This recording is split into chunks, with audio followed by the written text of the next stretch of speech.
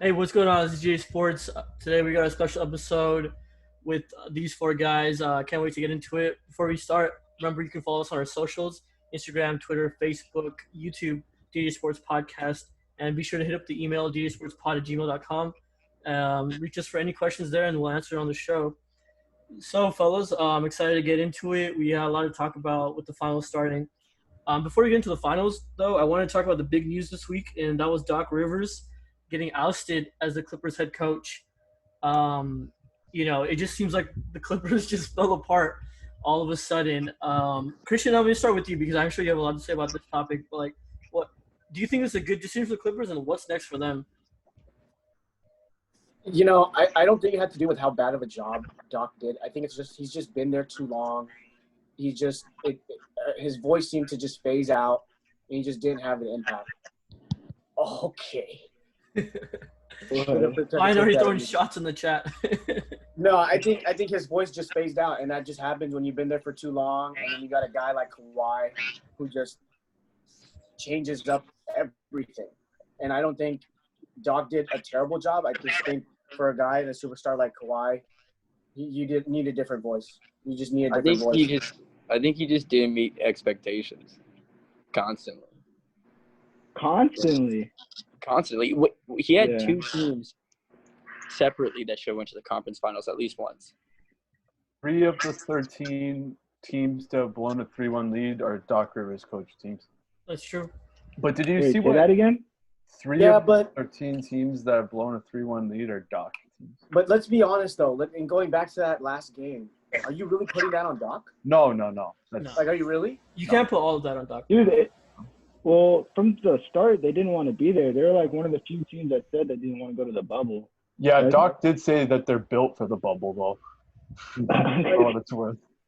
No, and I trust me, I'm not the biggest Doc fan, but, like, are we just going to ignore the fact that 2 top 15, top 20 players just absolutely disappeared? I've never seen anything like that. I honestly haven't. Like, it was like, what, 0 for 17 in just one quarter? That's almost unreal. Yeah. Yeah, you can't blame completely what happened in Game 7, but I think he has to shoulder a lot of the blame in what happened in Games 5, 6, and 7 because you have a double-digit lead in all 3 of those games. Like, you got to close at least one of those out, and I think coaching plays a big part of that, especially when Denver's making their run. It looks like they had no confidence in their team. Yeah, I mean, apparently, like, the management wasn't happy with him playing Montrez over Zubac.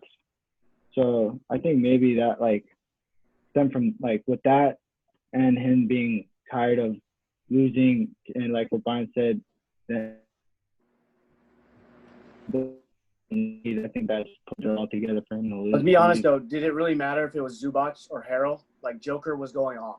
It didn't matter who was on the court. He's the best. So, but that's for another day. I have 2 things. I'm pretty sure they said other than Kawhi, there's nothing that is off the table this offseason, which I thought was interesting. If that's they said that? Well, I don't know if they said that, but that's what they're reporting. What was the report again?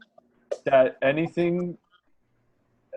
everyone but Kawhi is basically untouchable this offseason. That sounds like a subtle shot at Paul George, though. You know what I mean? Like, they'll listen to anything. Not so subtle, yeah. Dude, because if you think about, like, what I said yesterday in the group chat about that team, other than the Rockets, those 2 teams, if they don't win a title, they're done, bro. They have no assets, and no one's gonna go there. Yeah, this is a massive year for them for sure. Big. They have no draft picks for until like 2026. Kawhi could walk after next year. I have a question for our sports medical expert in here because I heard some takes about Kawhi's degenerative knees and playing every other day. I heard those takes. So just wanted to check in with our medical expert. I don't know how much to believe into that, to be honest. I think I'm more of the type of guy that you need to, like, have constant contact and, like, staying in form to prevent injury. So I don't think him not playing keeps him from getting injured. I know, like, the whole miles on a player like build up, especially over a full NBA season. But I think that's just a cop out from him.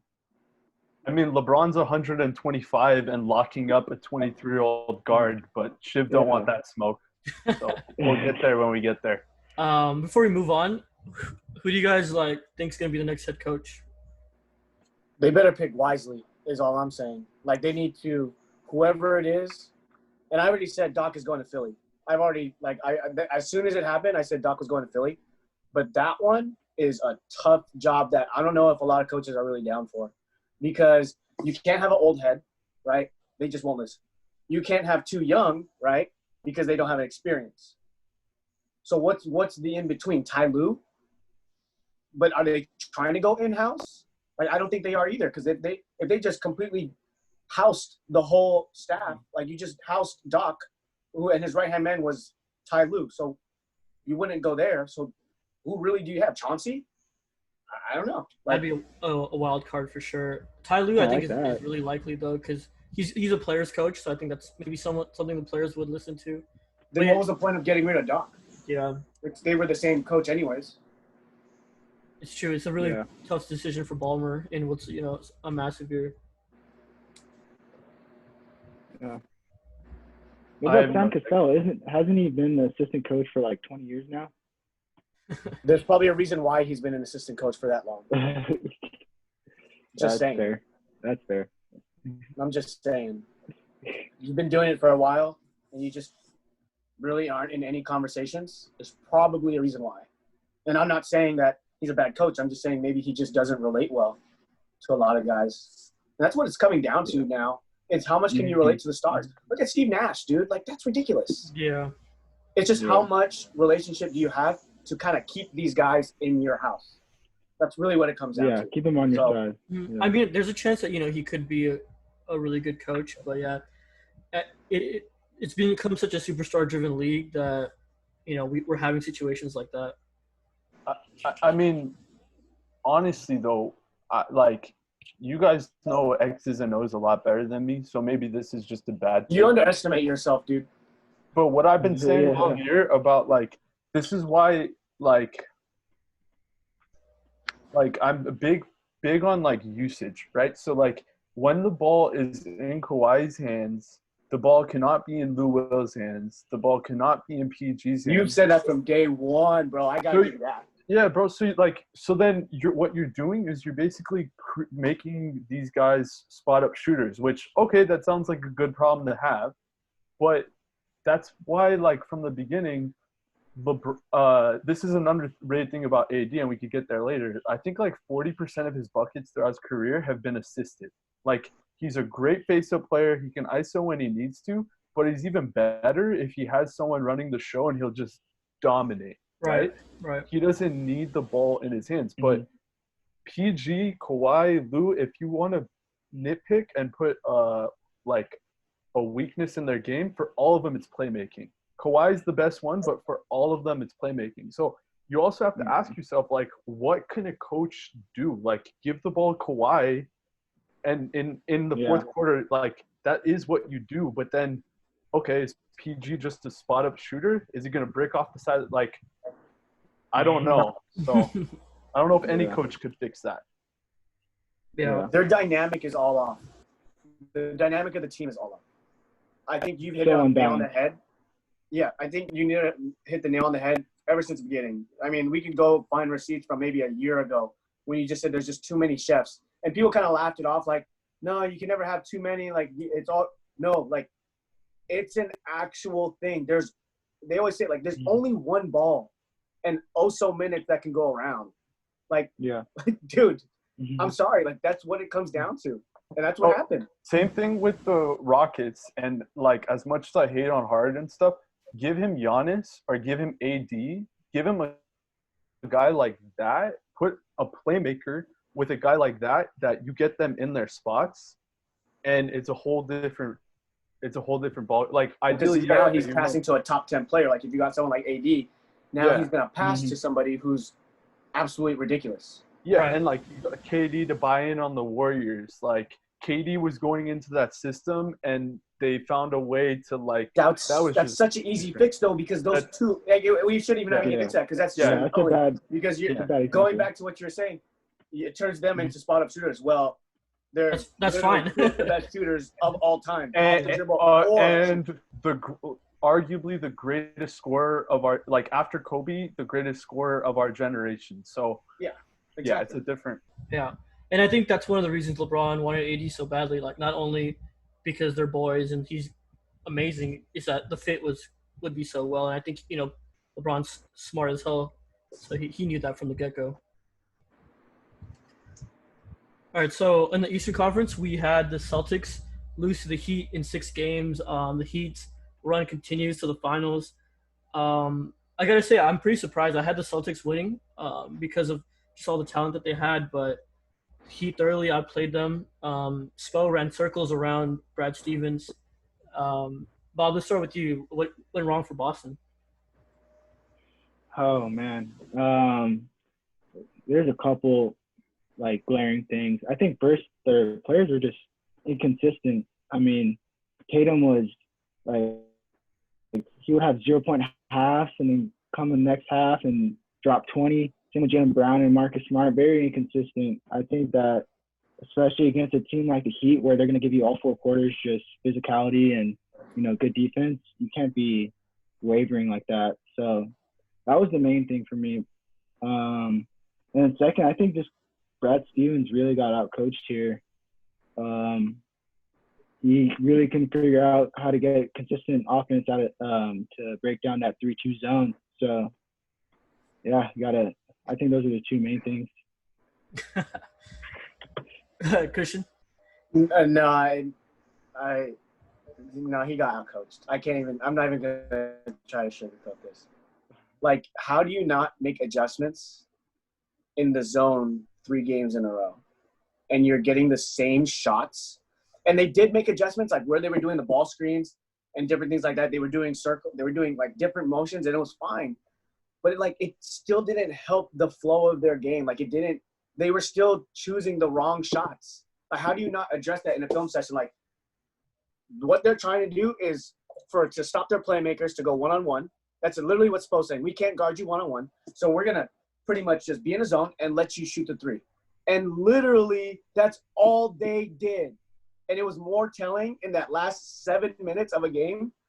They shot 15 threes, like straight possessions. It was unbelievable. I was like, dude, is no one going to tell you that those are bad shots? Yeah. And that's exactly what Spo wants. That was tough to watch. They were up 96-90, and you have Marcus Smart coming down and just jacking up threes. And, things are just falling apart for the Celtics, but they just didn't make any adjustments. It was unreal watching that. Yeah. One other thing, I'm trying to pull it up, but to go along with what we're saying. So if you look at Tatum, Brown, Kemba, Boo Boo, by the way, we'll get to that later. Tice, Hayward, whoever. Of those guys, who do you want shooting? You want Marcus Smart shooting. And he won them a couple games against Toronto just shooting 100% or whatever it was. But, as a coach, okay, if you have all those guys, you live with Marcus Smart doing that. And I honestly think he's the top 3 defender in the league, but he's also the type of guy that he wants to take that shot. So if you're giving up above the break threes to Marcus Smart, 10 times out of 10, you live with that. And the alternative is Kemba just shooting them out of every game. So between the 2 of them, I don't know. I think Tatum's going to have to take another pretty big leap if that team's going to not make any moves if they want to get over the hump. Or Brown.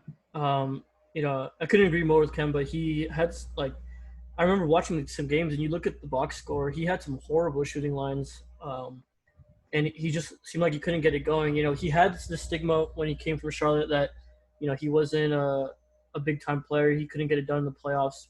And, it kind of looked like it was true. He was taking mid-range shots that weren't falling. He was 6 for 19 in Game 6. Bob, what do you think he needs to do to fix that, and what the Celtics need to do to get to the finals? for the Celtics, I think they need to find a facilitator that's, pretty big size, because they were getting nothing from on top of the key, especially when you have someone like Kemba who's, 5'10", having to go up against Jimmy Butler and all those big guards on top of that zone. It really, slows down your offense and it makes it hard to flow. So for the Celtics, I think they should make a move, try to get another facilitator that, I don't know, a big guard that could pass over the defense. I know there's not a lot of those, like they're just sitting around, but there's something different maybe. I don't think Tatum is going to be that facilitator. I know he could score in bunches, but he's pretty one-dimensional in that. So. Right, and like we talked about, the Clippers, who had 3 guys who need the ball in their hands to be effective. I think the same can go for Jaylen Brown, Tatum, and Kemba. They're all guys who are great with the ball in their hands. But yeah, I think a facilitator is key. Christian, do you see any moves that they're going to make? Don't get. Oh, sorry, Bob. Say that again. Well, Go ahead. One more thing. Go ahead, Bob.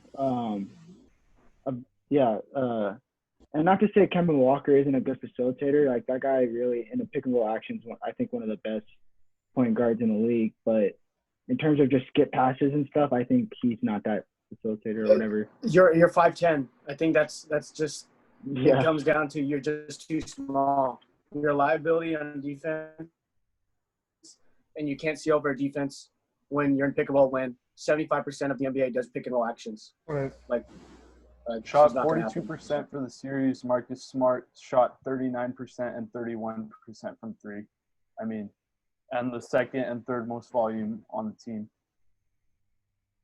So, They got the guys who they want shooting, and they miss the shots, which is probably what Spo expected.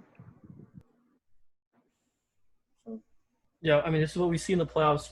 When things get tight, the buckets are a lot harder to get.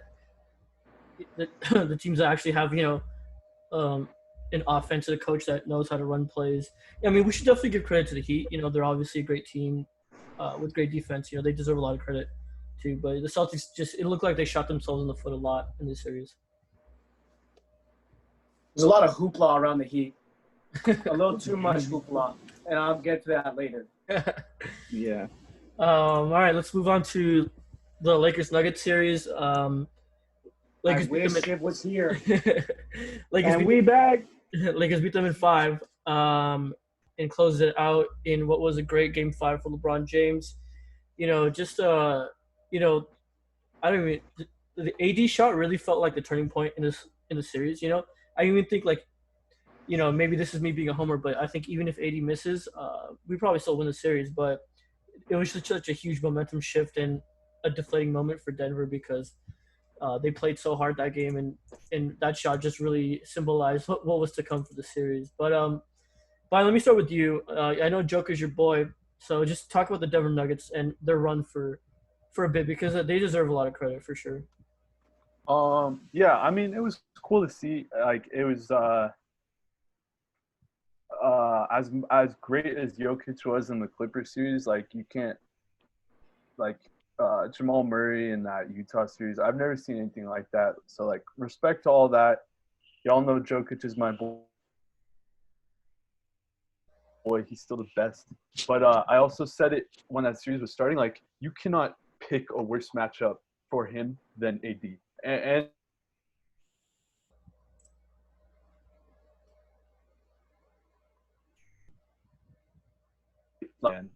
he even realized he played 35 minutes that last game. Just too big, too fast. And then on defense, I don't know if you guys watched all of that. The first few games of that Utah series, it looked like Utah was gonna. So they were down 3-1 to Utah, but the one game they won was a double overtime game that they should have lost too. So that could have easily been a sweep, and they were just abusing Jokic in the pick and roll. I think that was game 1, I believe. Dude, they lost by 30 every single – and that's why when they got to the Clippers, I'm like, okay, they must have seen that, put Kawhi in the pick and roll with Jokic every time and have him operate in the mid-range. But, you just – at the end of the day, AD's too good, and he proved that he's still the best big man in the league. How hard was that for you to say? It was pretty hard. Yeah.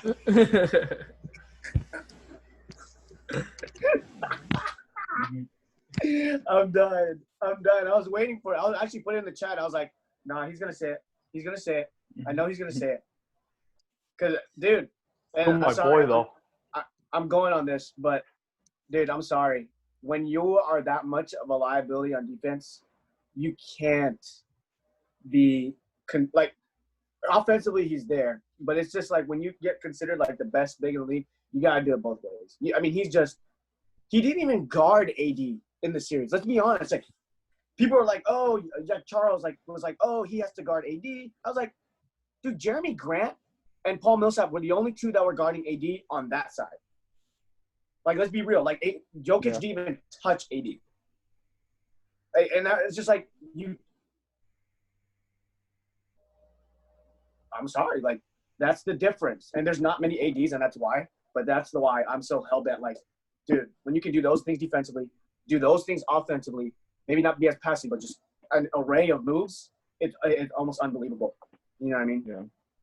Yeah, and I mean, you saw the difference. I mean, between Zubac and, I mean, even Gobert, bro. Like, I think we all agree Gobert is a little overrated. And, like, you saw if you're not quick enough, like, Jokic ended up abusing him the last few games of that series, even though he has such a size advantage and even a quickness advantage on him. And then you try putting Jokic or Montrez on him, like, he's going to abuse them. But, I mean, AD was second defensive player of the year. We know what a freak he is defensively. And then you have the luxury of Dwight. And, dude, I can't say enough about our centers. Like, to go from being benched the whole Houston series and just being on the bench, like, cheering everyone on to, like locking up one of the best big men in the game. Like, shout out to Dwight and JaVale a little bit. Yeah, I mean, Dwight actually had the most rebounds of anyone in Game 5. So Game 4, we'd love to see the minutes that we got from him.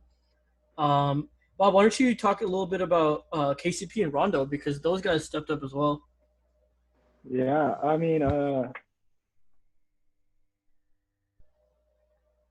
Rondo is just turning back time with playoff Rondo, looking like he's a Celtic, dude. I mean, AD probably doesn't hit that shot of his and a pinpoint bounce pass perfectly in his hands. Mm-hmm. So, or if Mason Plumlee wasn't drunk. That too, if he knew before he was playing.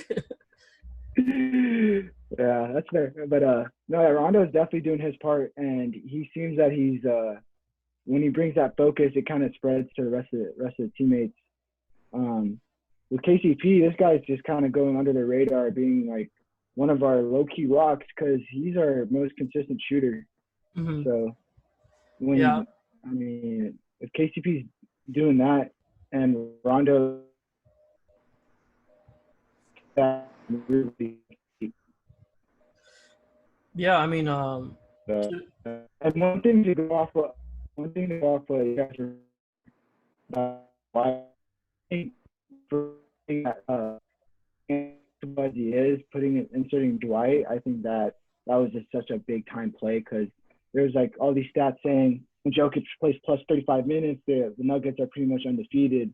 So they saw that stat and really went at him and tried to get him in foul trouble. Yeah. And just to talk more about KCP, I mean, coming into the season in the beginning of the year, we all knew how much hate he got. People on social media were just, talking so much shit about him. But he's really been so consistent, like Bob said, and honestly, he's been easily our third best player this whole season. Would you guys agree? Because I can't even think of anybody else who's been as consistent as him the whole year. I don't think he's been consistent, but like the third best player, I think on any given night is someone. That's a different guy. That's the beauty of it. Right. I think that's the beauty of it. We don't have that third guy. You have no idea who's going to come up and then contribute whatever we need for that night. So, yeah. Like the fact that we got this far with Kylie playing 18 or 20 minutes or however many, like, wow. Speaking of, I would have thought for sure he would have had been huge. Speaking of, what's the future for him, and like how do you guys like rate the season that he's been playing so far? Because it's been really. You guys need to show him some love, man. You cut the guy a break. No, I will say this. He's done a much better job of accepting what his role should be, and not just like he's not Lou Will. And like I think at the beginning of the season, he thought like, oh, I just come in off the bench and just jack up anything. Dude, he's cutting hard. He's playing. I mean, this last series a little bit less, but like against the Rockets, he's cutting hard. He's playing good D. Like if he does all of that, okay, whatever. Like that's enough. But like, dude, he's not even consistently closing like at all. I think he closed He's one. not closing. Like he's No, not. that's what I'm saying. Like if you were to tell me, and we don't even have a consistent closing lineup. It's you look at every game. One game, like even this last game, KCP didn't close. Danny Green closed, but the 3 games before that, Danny Green didn't close. Like, and Dwight closed. Yeah. Like, it's just. But like Christian said, I think it speaks to the versatility of the team and whoever's hot that night. And that's the thing; they can all D up.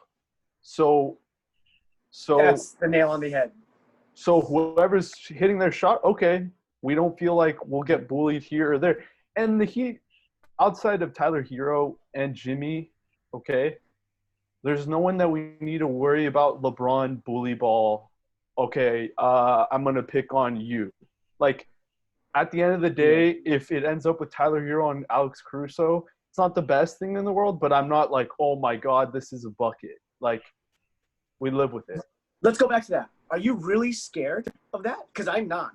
No. Because homie puts everybody – like, the beauty of what we were talking about, KCP and all those guys, and you hit the nail on the head, they all really defend. Like, and they don't really care if they get shots. They don't. They're just literally chasing guys around. And it's not easy. Bob, you know, chasing guys around at the high school level is ridiculous. Yeah. And you know that. These guys are chasing the best shooters over screens, fighting through everything. What KCP and Caruso are doing, and Danny Green, really, because I got to give him credit, whether he's hitting shots or not, they are defending. And that's And all it's the Heat do. unbelievable. That's all the Heat do is run that off-ball action. Just Duncan Robinson running a lap. And, hey, you know what? You're probably not getting the ball, but Bam setting the screen on the other side. It's going to – so that's all going to be huge, just that hustle. And I kind of like that we have 5 guys that can do the same thing. And if one of them shoots 40% that night, okay, you close. Yeah. So let's talk more about the finals. We have Lakers Heat. I mean, right now, you know, I think we're pretty heavy favorites. You know, it's not the biggest like David versus Goliath matchup, but I mean, this Lakers team, we have the 2 best players by far on the court. What do you guys think like the Lakers need to do just to take care of business? You care who Who goes? tackle it first? Anyone? All right. I honestly, like I'm not saying this to be disrespectful to our opponent, but I think there's been too many corollaries drawn between Giannis and LeBron, and they built a wall versus Giannis, so they'll build a wall versus LeBron. Bro, LeBron is one of the 3 greatest passers of all time, and props to him, has become a pretty damn good shooter. Like, you cannot leave LeBron open, and if he gets hot, like I hate when he just dribbles around in the mid post and jacks up that stupid fadeaway. But dude, if that dude gets hot, okay, on to the next game because you literally lost. Yeah. Not to mention, it's so disrespectful to say Giannis is LeBron. Bro, 10 finals.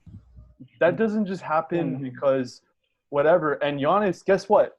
Giannis didn't have AD right there and all these shooters that we just talked about. So personally, I think it goes 6. And the only reason I'm saying that is because I think they have all these switchy guys that, okay, maybe it throws us off 1 game, 2 games, we get in that stupid stagnant offense, whatever. In the end, I think you have the 2 best players in the series, and that will play itself out. Yeah. I think it's going to be 6-2. And just, you know, talk more about LeBron because I think we should. You know, we saw what happened in Game 5 when he gets hot. It was just, you know, Denver played a great game. You know, they hung in the whole time. And in the 4th quarter, he just took over and said, no, this is it. The series is ending right now. Bob, how many games do you have the series going?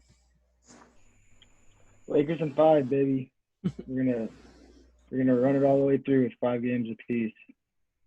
But I would say I think the biggest thing for us, especially starting game 1, is and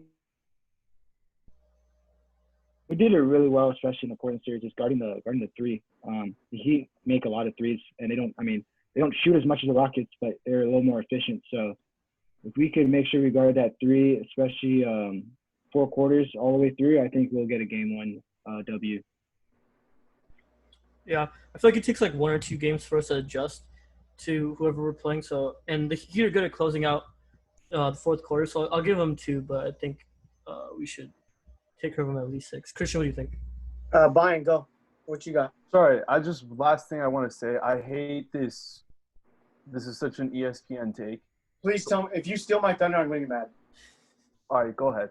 No, you go. Go. Okay. I'll just elaborate. This is such an ESPN take, but it's also like, okay, let's not act like the Heat have, like, Spo's been there. Spo's been there with LeBron.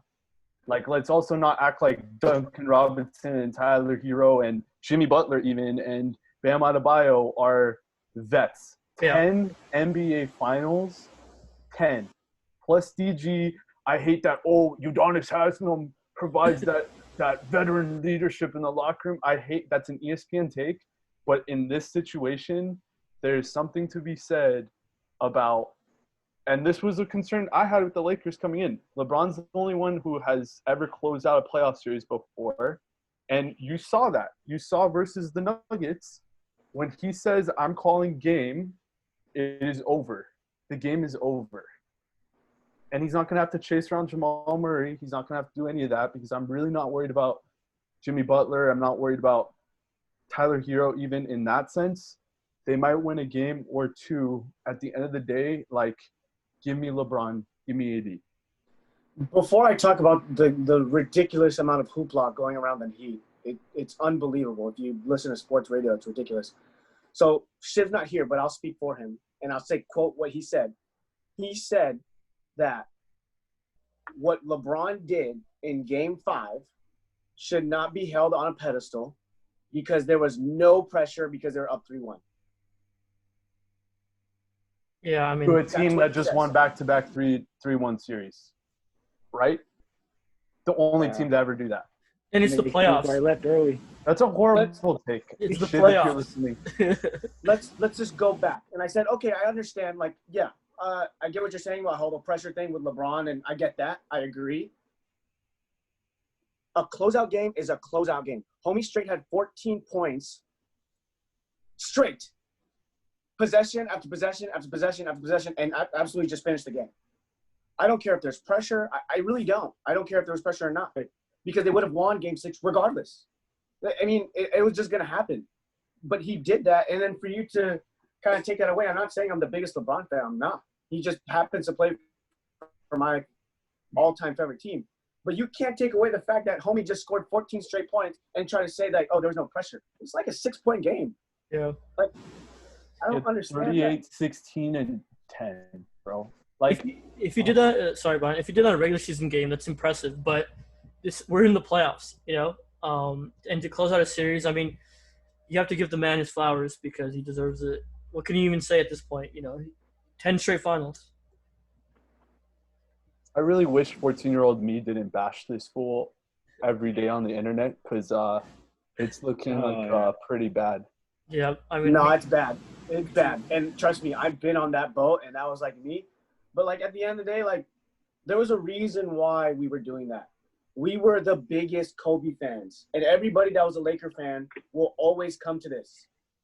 You're not – like, this is Kobe, in my opinion, like, and this will always be LeBron. And I will make that gap as big as possible, and I will make LeBron look this low. But that's just how it is. And now he just happens to be on my favorite team, and this is what happens. So, I don't know. That's just me. Washed king. You need to chill with that. You need to chill. I think one thing that a lot of LeBron haters have is they just can't forget, like, the past. They just can't move on. Especially we all know about the stories that Shiv talked about against the Bulls back in 2009, was it? I don't even know. But yeah, he holds that to this day, 10 years later. And, LeBron's a totally different person. He's evolved in so many ways that I actually really do love. So that's kind of where my fandom comes for LeBron, not what he did over a decade ago. Yeah. And if you're a LeBron hater and the only thing you can say is a series from 2011, like, come on, dude. Oh, man. 2011. I've never really met wish someone. Yeah, I've never met someone that loves something as much as Shiv loves the Bulls, in the sense that it affects every take he has for the rest of time. Over Derrick Rose not being better than LeBron. Like, it's okay, bro. Michael Jordan isn't either. Like, you'll come to grips with it. You need to tell everybody to just fast forward to this part and About I 40 want all know the that smoke. mindset. All the smoke. Can I get to my Heat hoopla? Yeah, of course. There is so much hoopla going around about this damn culture and about this damn thing that Spo built. All respect to him. Dude, he's a Filipino coach. Of course I'm going to root for him. Like, it's ridiculous. But you've got to be kidding me that this amazing culture is just completely taking the league by storm. They're a really good team. They play really well. Everybody knows their role. But you got to admit, like, is there really anybody on that team that you fear? They were a 5 seed for a reason. There's a reason why you were a 5 seed in the East.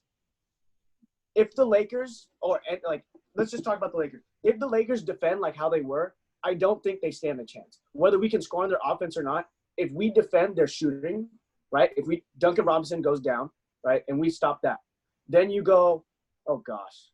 No. Oh, here we go. How is this guy really? There's just so much hoopla around this Heat team that it's just I don't get it. And if someone would like to let me know, I would love to hear it. But there's this narrative that's going around that's just unbelievable. It's the LeBron haters, bro. And then really when he don't. beats them, it's the Heat. They're a 5 seed.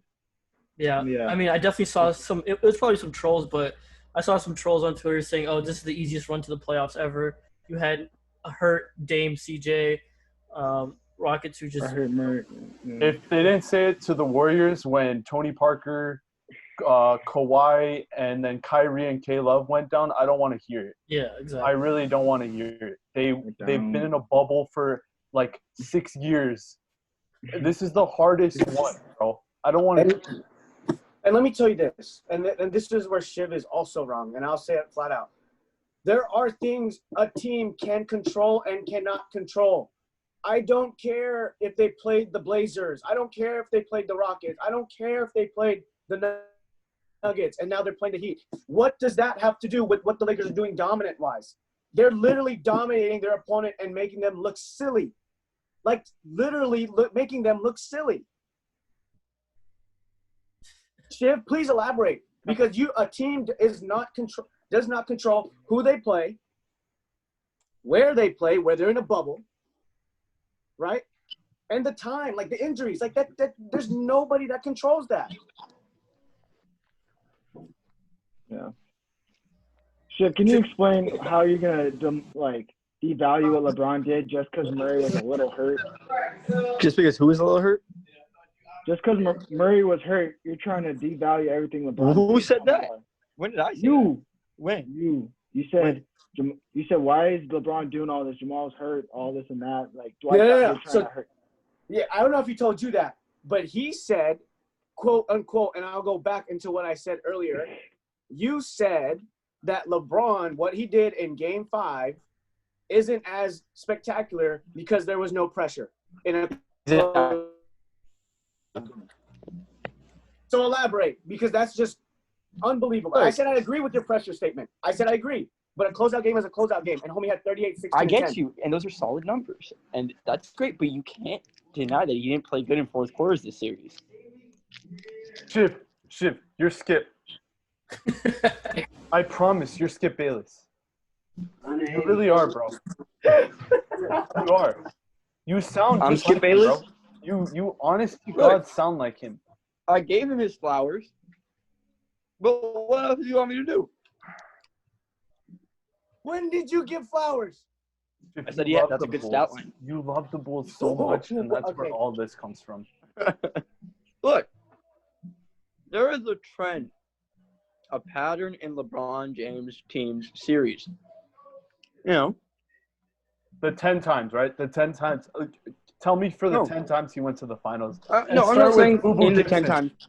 I'm just saying. Start with someone whose actual name was Boo Boo. Boo Boo Gibson was the second best player. Start with that one, Shiv. Go ahead.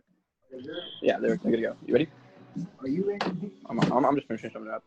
All right. Anyways, Christian, to go to your point about the Heat hoopla. All right, no, hold on. Oh my gosh. My main point with what I'm saying is that there's a pattern within LeBron James teams that consistently, there seems to be a player in foul trouble who's not usually in foul trouble. There's some form of fuckery or ejections that J.R. happen. Smith. Look, all I'm saying is Taj Gibson got ejected when Matthew Dellavedova logged him for no reason. I just want to know why. I still have these questions.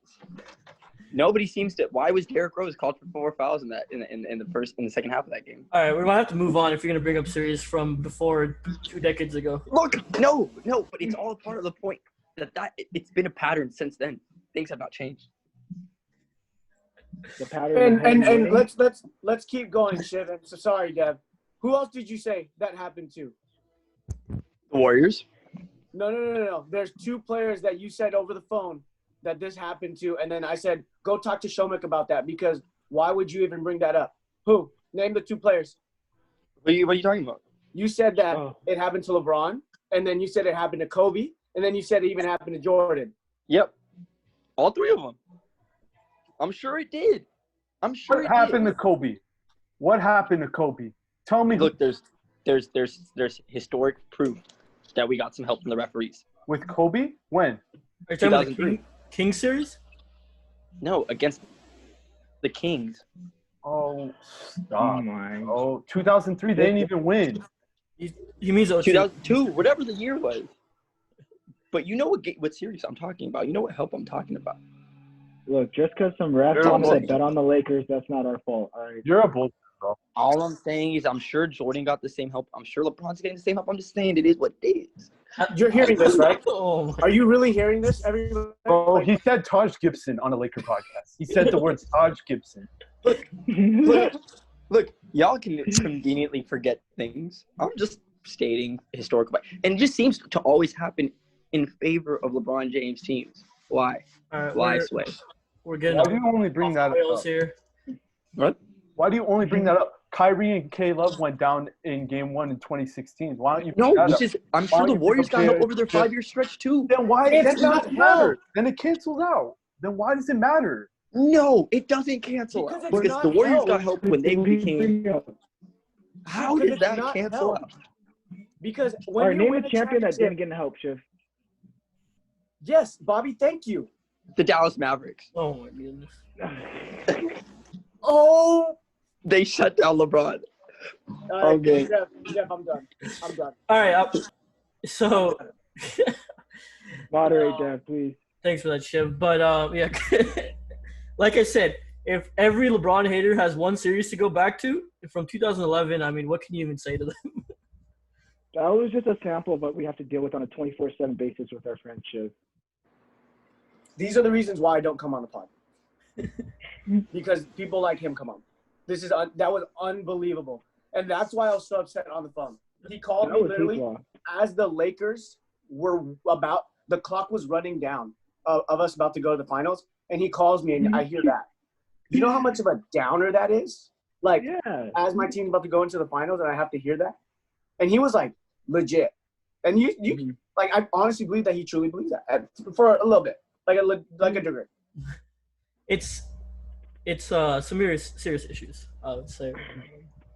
But anyways, Christian, to your point about the Heat hoopla, I think, there's a couple of reasons. The Lakers already are, one of the most hated teams in the NBA. We've been the favorites this entire season. People don't want to see us win the championship. And people like a good underdog story. And also the Heat have they beat two good teams in the Bucks and the Celtics. So I think that's that's where the attention comes from. But we're favorites for a reason, and it should be a good series regardless. Yeah, I'm excited. All right, before we wrap things up, unless you guys have anything more to say about the finals, I just wanted to get what were some of your guys' favorite moments from the bubble? Because the bubble, I think we can admit it's been a really good success.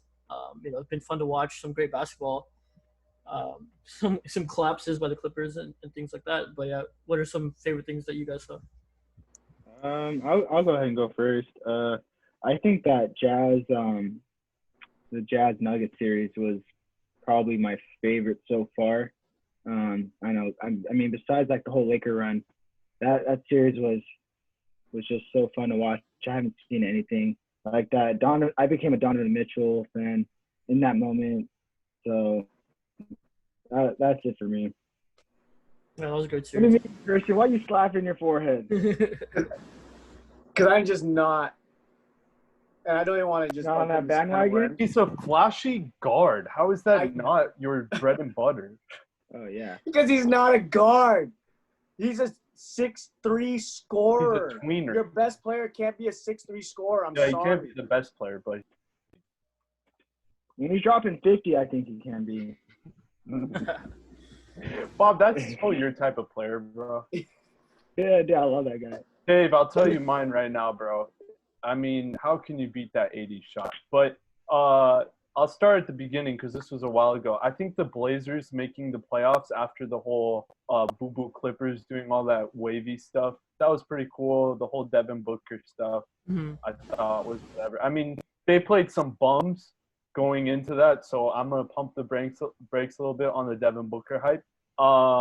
Those were some good stuff, but it was also just so sick just having basketball morning to night pretty much every day. But dude, that AD shot, so to give you guys some context, I'm trying to get my girl into basketball. So I'm like, okay, I'll wait for you to watch the game. I purchased YouTube TV so I could record it and watch it with her. So my phone's going nuts, and I'm like, okay, I'm going to start at halftime with you. And then my phone's blowing up more. I'm like, okay, I'm going to start at 6 minutes into the third quarter. And by the time she got here the fourth quarter, I'm like, I can't wait. And my phone is going nuts, and I'm like, they're going to lose. I know it. I know they're going to lose. Because, Christian, you were saying, that's why I said stop. You're like, oh, Joker sucks. And then Dad's like, you jinxed it. And I'm like, oh my. And Jokic has 12 straight. And I'm like, Yes. DG gets blocked. I'm like, we lost. Why? Turn it off. Why am I even watching? And then Mason Plumlee ran straight into Jokic's back for some reason. It was like Jeremy Grant's back. Yeah. And my life was made. That was just, oh my God. Trade the farm. Give him everything. Trade the farm. Trade it. Did we give up too much, did you say? But that was an incredible story, by the way. Yeah, that was. I will give I'm not even going to pretend like there's a politically correct answer like Donovan Mitchell or you talk about the Blazers. The Clippers lost. They gave up a 3-1 lead yet again, and we're going to pretend as Laker fans that wasn't the best part of everything that happened in the playoffs. To me, that was the icing on the cake. No, but more specifically, I've never had so much fun on Twitter. I've never had so much fun on more Twitter. specifically, the shot. The It was the shot. Hitting the side of the backboard and way off P. Way off P. Bro. I mean, it doesn't get much better than that. It really does. Lay off P now. Yeah, I mean, let's be honest. That's probably the number one moment for all of us. Something that we won't forget for a long time because of just how you blow a 3-1 lead while you're up double digits in every single game. That's unheard of. And honestly, I was looking forward to seeing them in the conference finals. It would have been a good series, but like you said, Christian, there's some things you can control, some things you can't, and they couldn't get the job done. Yeah. All right, fellas. I'd like to thank you guys for coming on the pod. It was a great conversation. Even though Shiv, had to come in for a little bit. I'm really looking forward to the finals. Maybe we could catch some games. But yeah, thanks again for coming on the pod. It'll be a lot of fun. And remember, you can catch us on our social media pages, DJ Sports, on Instagram, Facebook, Twitter. Our YouTube is DJ Sports Podcast. Yeah, and I'll catch you guys later. Lake Show, baby. Peace. Thanks, Dave.